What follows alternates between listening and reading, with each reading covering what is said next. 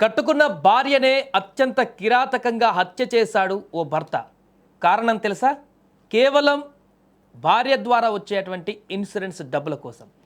ఈ డీటెయిల్స్ చూసే ముందు బిగ్ అప్డేట్ ఒకసారి చూద్దాం. హైదరాబాద్ మొత్తంలో ఉన్నటువంటి బెస్ట్ ప్రాపర్టీస్ అన్నిటినీ ఒకే వేదికపైకి తీసుకువస్తుంది సుమన్ టీవీ. అక్టోబర్ 18, 19వ తేదీన హెచ్ఎస్సిసి నోవోటల్లో జరిగే సుమన్ టీవీ ప్రాపర్టీ ఎక్స్పోలో best flats, villas, open plots Deepavali offers and డిస్కౌంట్స్తో అందుబాటులో ఉంటాయి. మీరు విజిట్ చేసి ప్రతి గంటకి ఒక గోల్డ్ కాయిన్ గెలుచుకునేటువంటి ఛాన్స్ కూడా ఉంది. ఫ్యామిలీతో రండి, మీ డ్రీమ్ ప్రాపర్టీని సొంతం చేసుకోండి.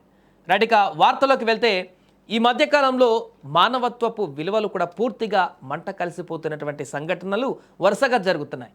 డబ్బు ముందు నాన్న వాళ్ళు, స్నేహితులు ఎవ్వరు కూడా కనిపించట్లేదు. వేద మంత్రాలు సాక్షిగా తన మెడలో తాలిబొట్టు కట్టినటువంటి భర్తతో బంగారు భవిష్యత్తు ఊహించుకుంది ఆ యొక్క నవ వధువు. కానీ ఆ భర్త ఏం చేశాడు? కాల యముడిగా మారి తన ప్రాణాలు తీస్తాడని అస్సలు ఊహించలేకపోయింది ఆ యువతి. నమ్మి వచ్చిన భార్యను కిరాతకంగా గొంతు నిలిమి చంపి దాన్ని యాక్సిడెంట్గా చిత్రీకరించే ప్రయత్నం చేశాడు. అంతేకాదు పోలీసులను కూడా తప్పుదారి పట్టించాడు. కానీ చేసిన పాపం ఊరికే వదలదు కదా. స్థానికుల సమాచారంతో నిందితుడిని ఎట్టకేలకు అరెస్టు చేశారు పోలీసులు. ఈ ఘటన ఎక్కడ జరిగింది? భార్యను ఎందుకు చంపాడు? పూర్తి వివరాలు ఒకసారి చూస్తే, జార్ఖండ్లోని హజారీబాగ్ జిల్లాకు చెందిన 30 ఏళ్ల ముఖేష్ కుమార్ మెహతాతో 4 నెలల క్రితం 23 ఏళ్ల సేవంతి కుమారికి వివాహం జరిగింది. పెళ్ళైనటువంటి కొత్తలో దంపతులు ఎంతో సంతోషంగా ఉన్నారు. అక్టోబర్ 9న రాత్రి నేషనల్ హైవే 33లోని పద్మ ఇట్టోరి మార్గంలో ఒక జంట రోడ్డు ప్రమాదంలో గాయపడినట్లుగా అక్కడ పడి ఉన్నారని స్థానికుల నుంచి పోలీసులకు సమాచారం రావడంతో వెంటనే అక్కడికి వెళ్ళారు.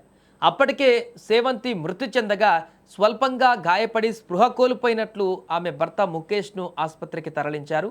సో భార్య మృతదేహాన్ని పోస్టుమార్టం నిమిత్తం పంపగా భర్తకు వైద్య చికిత్స అందించారు.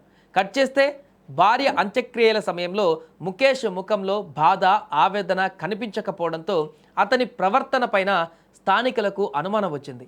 వెంటనే అవంతి కుటుంబ సభ్యులతో పోలీసులకు ఫిర్యాదు చేశారు.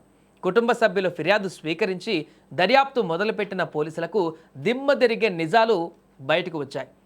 ముఖేష్ను పోలీసులు అదుపులోకి తీసుకొని తమదైన శైలిలో విచారించగా అసలు విషయం బయటపడింది. తన భార్య పేరు మీద ఉన్నటువంటి 30 లక్షల ప్రమాద బీమా ఉందనేటువంటి విషయం తెలిసి ఆ డబ్బు కోసం ఈ నేరం చేసినట్టుగా ముఖేష్ అంగీకరించాడు. అక్టోబర్ 9వ తేదీ రాత్రి కడుపు నొప్పికి చికిత్స చేయిస్తానని చెప్పి భార్యను తీసుకువెళ్ళి హెల్మెట్తో కొట్టి ఆపై గొంతు నులిమి అత్యంత దారుణంగా చంపేశాడు ఈ దుర్మార్గుడు. హత్య తర్వాత రోడ్డు ప్రమాదంగా కనిపించేలా బైక్కు తన శరీరానికి స్వల్పంగా గాయాలు చేసుకొని మృతదేహాన్ని రోడ్డుపై పడుకోబెట్టినట్లుగా నిందితుడు వివరించాడు. ముఖేష్ను సోమవారం సాయంత్రం అరెస్టు చేసి జ్యుడిషియల్ కస్టడీకి తరలించారు. దీంతో అసలు విషయం బయటకు వచ్చింది. దీంతో స్థానికులు కానీ, వారి కుటుంబ సభ్యులు కానీ, చనిపోయినటువంటి యువతి కుటుంబ సభ్యులు కానీ ఒక్కసారిగా షాక్కు గురయ్యారు. కట్టుకున్నటువంటి భర్తే ప్రమాద బీమా ద్వారా వచ్చేటువంటి డబ్బుల కోసం అత్యంత దారుణంగా హత్య చేసి సినిమా స్టైల్లో, సినిమాలో కనుక చూపించినటువంటి విధంగానే ఒక సీన్ని క్రియేట్ చేసి దాన్ని నమ్మించే ప్రయత్నం చేశాడు. కానీ త్రుటిలో ఆ ప్రయత్నం విఫలమైంది. పూర్తిగా ఆ యొక్క దుర్మార్గం బయటకు వచ్చింది. దీంతో ఇప్పుడు కటకటల పాలయ్యాడు ఆ భర్త.